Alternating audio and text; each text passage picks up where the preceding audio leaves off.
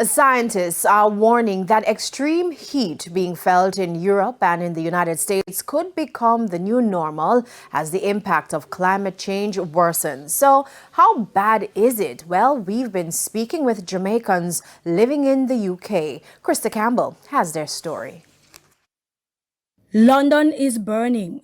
More than just a caption on a social media influencer's live report about the extreme heat, but a literal experience of wildfires and house fires across Europe because of a 3-day heat wave 2 weeks ago. It pushed temperatures to a high of 40.3 degrees Celsius in London, which is a record climate scientists did not expect to happen until 2050. Jamaica's hottest temperature on record was 39.7 degrees Celsius in October 2015.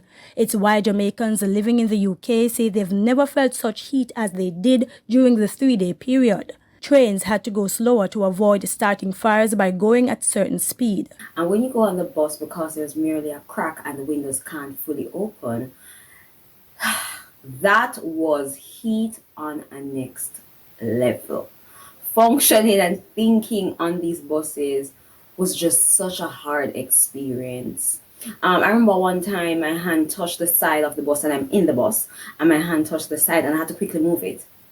It was so hot. The heat over here is different. It's muggy, it's humid, it sits on you. It's very clammy. My son describes the heat as thick and plump. When you go out there, it's like I feel like I can part it. There's no wind. So I stayed inside for that the entire time. I went outside once because I had to go to the supermarket, and that was dreadful. It was dreadful. I had to wear a bucket hat, and I got in and out in no time. I was happy when I got into the supermarket because there was AC. Because it's usually cold in England, the buildings are made to trap heat, which is why only 1% of homes have any kind of air conditioning. Luckily, I had a tiny unit. It's a heater, but it also doubles as a fan. So that's what also saved me. But it was still very horrible for me. I was fatigued for most of the time. I was really hot. I actually didn't get any work done. During this time, I thought that I've been working on my dissertation.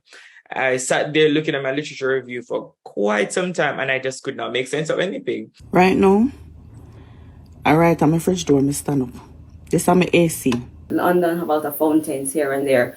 Listen, people were diving in these fountains like swimming pools. As persons struggled to cope with the heat across England, the government changed its dress policy for certain public spaces. I discovered that I could wear a short dress, a sleeveless dress, a backless dress. Men were in shorts. Men were in sleeveless shirts. The way all the time at all the schools, ask the parents to send the kids them in a t-shirt and shorts and flip-flop. Meanwhile, the mayor's office in London created a platform to help persons cope with the heat. They had an integrative Google feature where you were able to look for cool spots across London. So you're able to find where they had water coolers, which they set up quite a bit throughout the city of London. So you're able to, if you're on the road, you're able to stop at a cooler and get free water. You are also able to identify like cool spaces in parks across London. Now, while rain has helped bring temperatures back to normal, forecasters warn there will be more frequent extreme heat as climate change impacts worsen. Krista Campbell, TVJ News.